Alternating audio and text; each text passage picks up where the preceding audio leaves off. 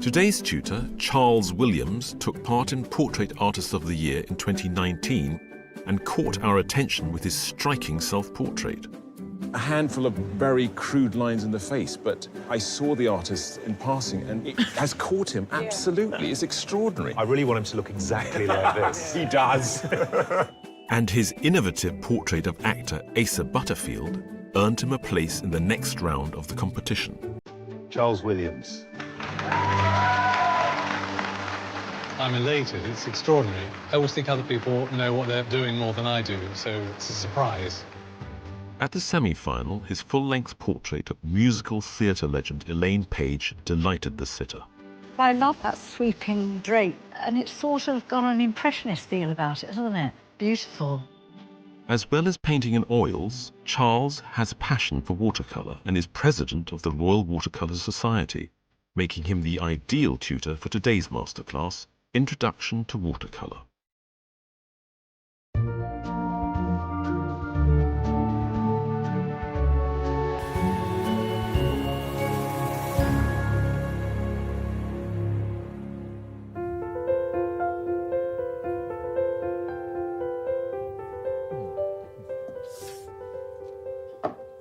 I know watercolour has a terrible reputation, even among my fellow artists, for being a difficult medium to use.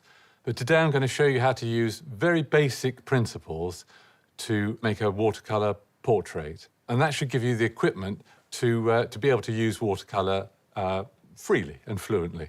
So I've got my drawing, which I did a couple of days ago, and I'm going to start by tracing it. It's cheating, I know, but it's a good way of doing things. And what happens is using tracing, you make a watercolour underdrawing that works perfectly appropriately.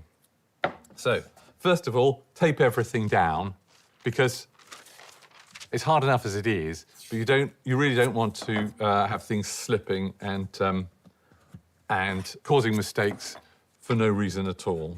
So my subject is a tonal drawing of my friend Ange, who came over to sit for me the other day. And it's a tonal drawing, which is what we used to call black and white, and now I suppose we call grayscale. It just shows where the light falls, but it doesn't show any colour. I'm going to start doing the tracing now. Use quite a soft pencil to outline. And what I'm doing is I'm outlining the separate forms.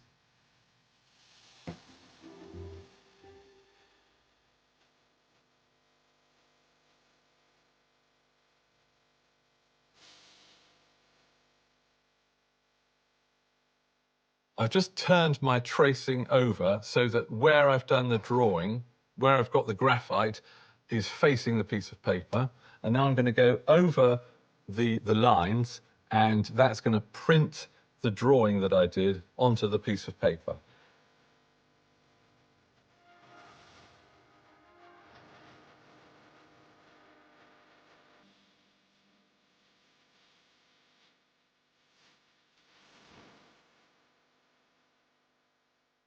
Okay, so I think I've finished this. Always good to check. What I'm after is to get everything that I've done in this drawing onto this underdrawing, and I think I have. Now, watercolour paper is an expensive item, but the point of watercolour paper just in general is that it is made to take watercolour properly. If you have thin paper, the sort of paper you'd use to draw with when you were a kid, if you use that sort of paper, cartridge paper, when you paint on it with water, it does this thing called cockling. It sort of dries in ridges, and you want to avoid that. So in order to paint properly, it's best to buy heavy watercolour paper. This is the paint box I'm going to use. I always like to show people my paint box, because it just shows the kind of clinical cleanliness you need if you're going to survive in this tough world of watercolour painting. Watercolour brushes are designed for watercolour application. I'm just going to use this one as an example. So this here is the tuft, and at the end of the tuft, at the bottom end of the tuft, that's where That's where the water is stored. And gradually, as you put the paint on, the brush releases the paint in a sort of slow way. So I'm going to start my painting, and I'm going to show you how that works. I'm going to start it with a very, very light wash. And you can see all I'm doing is using some of the horrible mess that's in my watercolour box just to make a very neutral colour. And this is a good way to use up your paint and not to waste it. Now, I'm on a very flat surface here, largely because just to keep control of the medium. And you'll notice that I've got my board at a very slight slant. And the reason for that is you want the water to slowly move down the paper when you apply it. I like to mix up a lot of paint before I apply it. I like to think of the word reservoir of paint.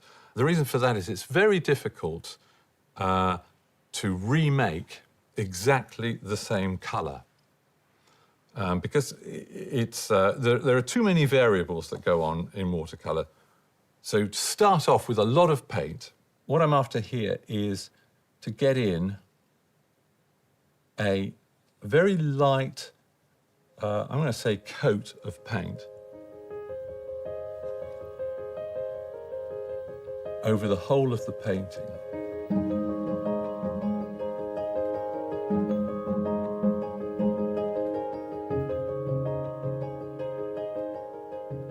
I'm actually trying to move at quite a speed because what I don't want is for the paint to dry at any stage. I don't want it to dry now, because if it does that, it dries in sort of ridges. And all I'm really doing is trying to get the very lightest bits, trying to leave the very lightest bits of the painting.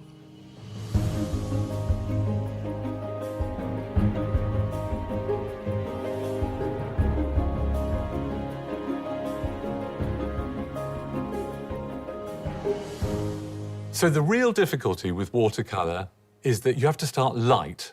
You go from light to dark.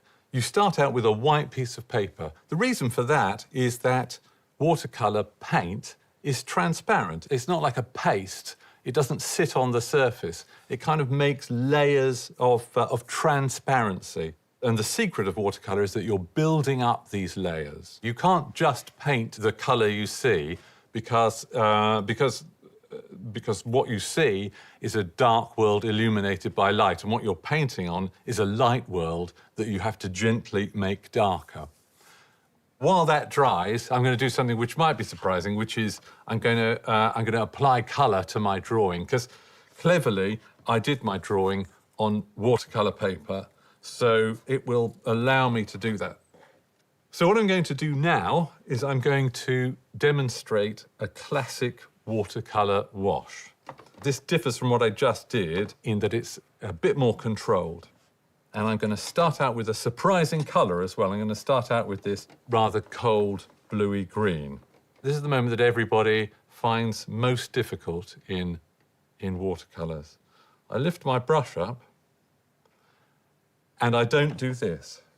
That's what everybody wants to do, isn't it? You always want to wipe your brush. It's because you've painted a lot of walls with emulsion. What you want to do with watercolour paint is you want to reserve that amount of water. You want as much water in the brush as you can. You can see it's thick, it's heavy with water. I'm going to start over here. And I'm just going to gradually take my wash from one side of the drawing to the other.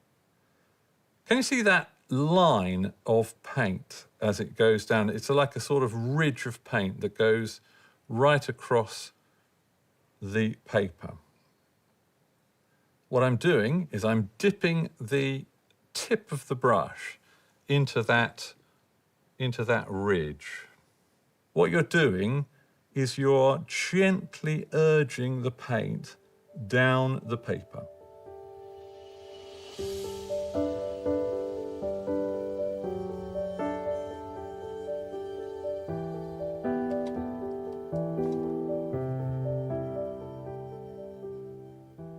Right, I've more or less covered the whole of the drawing now, except for the very light bits. And I'm left, as you can probably see, I'm left with some sort of lumps of colour, some blobs of water. So what I do is I take my loo paper and I just touch the brush with it, and then I dip the brush into these blobs of paint, and it sort of sucks it up.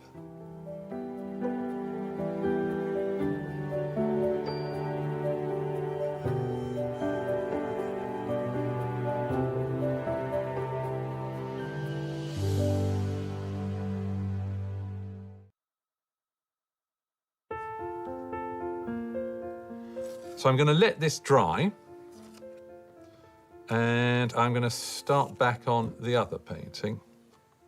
So I'll put that over here, and this is the classic, straightforward watercolour underdrawing, and isn't that interesting? So the first thing I see, it's now dry, so I can work on it. And what do I see? I see this terrible cauliflowering, that's what we call that, around there. That is where the paint has dried at different rates. So what I've done is I've put some colour down, and then I put some over the top just at the wrong moment, and this sort of terrible mess occurs. Now, this is a big deal with watercolour. People always worry that as soon as you make a terrible mess, you've kind of ruined your painting and you should start again.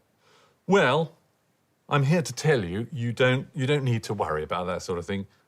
Watercolour can always be fixed. It's just knowing how. So I'm going to put another wash on this painting in the background mainly, and I'm going to show you really how you sort of hide your mistakes. So again, I'm mixing up a reservoir of paint, and I'm going to start at the top, as I did with the last version. And I'm going to move down.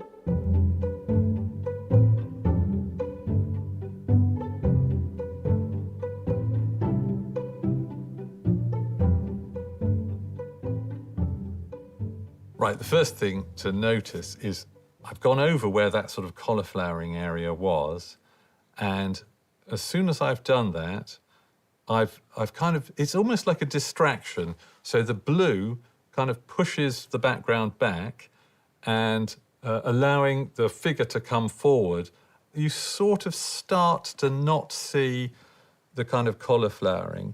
Not exactly fixed, but it's sort of beginning to be fixed. And you know, this is the real thing with watercolour. It doesn't look like much is happening. All of a sudden something will happen, but for a while it doesn't look like much is happening. And you've got to kind of go with that. Because this is nice and dry, I'm going to go in there and start adding layers to where it was darker.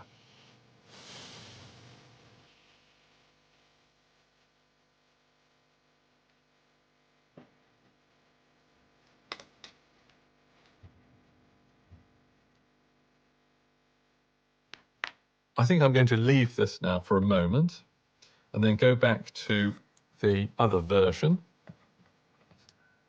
and maybe add other layers.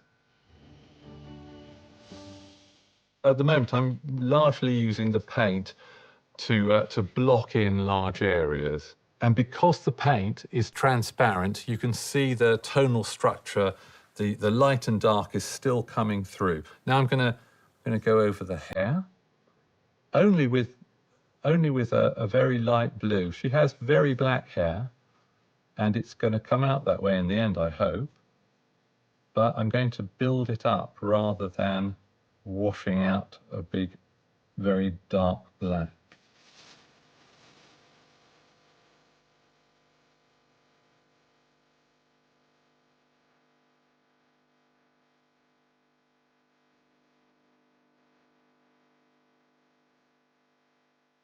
I personally, when I'm painting with watercolour, and actually in any kind of painting, I personally like to move from one painting to another. I like to, when I'm working, I like to stop and have the opportunity to move over onto another painting. It might just be a personal thing, but with watercolour particularly, it just does mean the painting's dry. on another level, it also means that you can get a bit of detachment on your painting. You might learn from doing one painting something you can do on the other painting.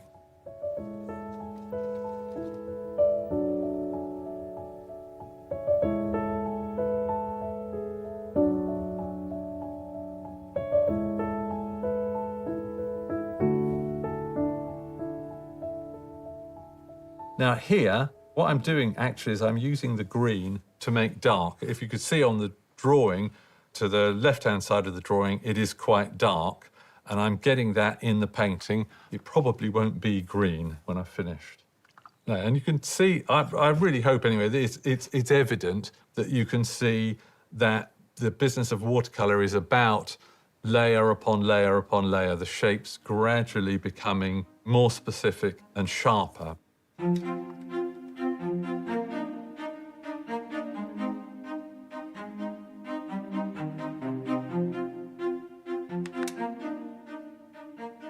Okay, so that's going to go over there to dry, and I will carry on working on this one. So this might be a surprising move, but what I'm going to do now is I'm going to wash over quite a lot in this red colour, in this alizarin, and that is going to separate the face from the rest of the painting and sort of bring that out strongly in contrast to the rest of the painting.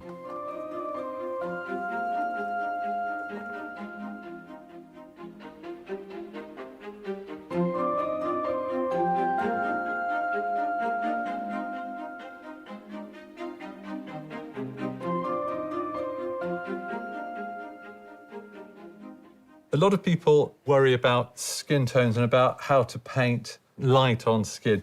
Really, the secret is to paint things around it. It's relative. Rather than the thing itself, paint things around it. I've just mixed up a very, very thin amount of earth colour, and I'm just dabbing it in here and there just to give a sense of warmth. For example, in the shadow that goes behind the nose. That's a cast shadow. Her nose is casting a shadow across her face. It's very strong light. And then around here.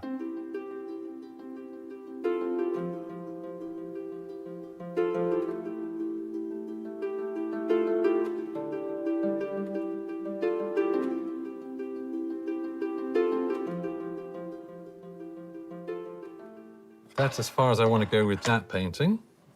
And isn't it interesting how much the underdrawing, the pencil marks, have disappeared, how little you can see of the pencil marks now, and how much it is colour and light and dark. So now this painting is making this one look rather crude and unfinished. And I'm going to have to take some drastic moves to make it more successful. So I'm going to put a wash over the whole thing except for the face.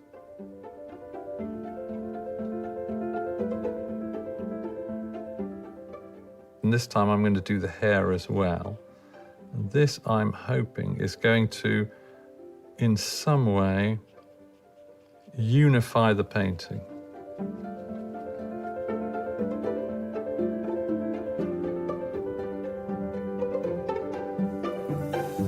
I'm going to let that dry before I do anything about it, and I'm going to just see what I can do about the face.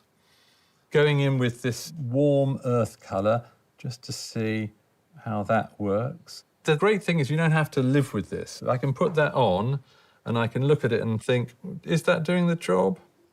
And I think it is, so I'm going to leave it. But if I wanted to, I could just take it off like that.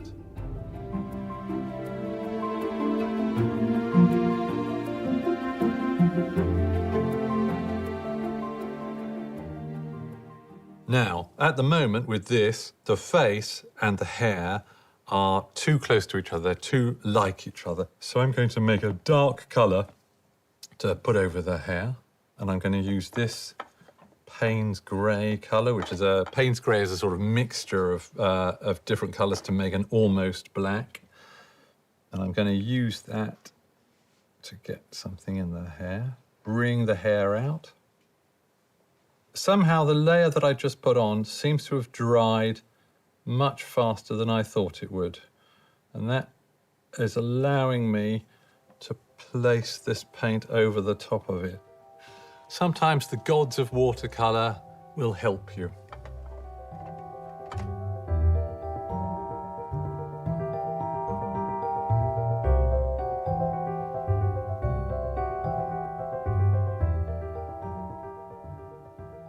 So the eye at this point is a terrifically good thing for your morale, so you know exactly where it is. But notice, only now do I think about where the eye goes, because I don't want it to have dominated the rest of the painting. I want to work out where the rest of the face goes, how the rest of the face is made up.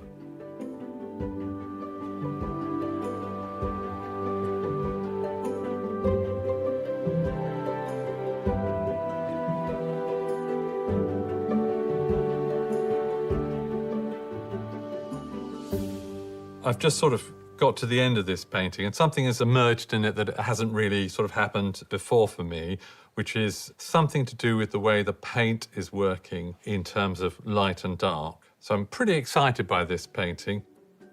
Well, I hope from this demonstration you've seen that although watercolour is quite a difficult medium to use, with some simple techniques, you can use it as easily as you can any other medium. So I hope by applying some of these principles, you'll be able to give watercolour a go. If you'd like to find out more about these masterclasses, go to our website skyartsartistoftheyear.tv.